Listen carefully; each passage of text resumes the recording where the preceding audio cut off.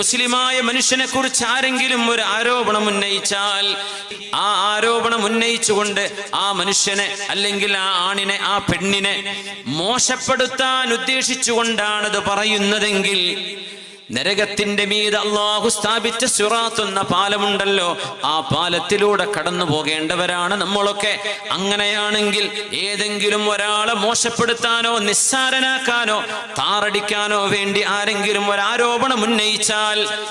നരകത്തിന്റെ മീതെയുള്ള ജിസിറിന്റെ മുകളിൽ, പാലത്തിന്റെ മുകളിൽ അല്ലാഹു അവരെ പിടിച്ചു വെക്കുകയും ആ പാലത്തിലൂടെ കടന്നു പോകാൻ സമ്മതിക്കാതെ ആരെ പറ്റിയാണോ ആരോപണം ഉന്നയിച്ചത് ആ മനുഷ്യൻ പുറത്തു കൊടുത്താലല്ലാതെ, അയാൾ മാപ്പ് ചെയ്തു കൊടുത്താലല്ലാതെ അവിടുന്ന് മുന്നോട്ട് നടക്കാൻ കഴിയാത്ത വിധം നരകത്തിന്റെ മീതെയുള്ള പാലത്തിൽ വെച്ചെങ്കിലും അല്ലാഹു അവരെ പിടികൂടുമെന്ന് പരിശുദ്ധ റസൂലുള്ളാഹി സ്വല്ലല്ലാഹു അലൈഹി വസല്ലം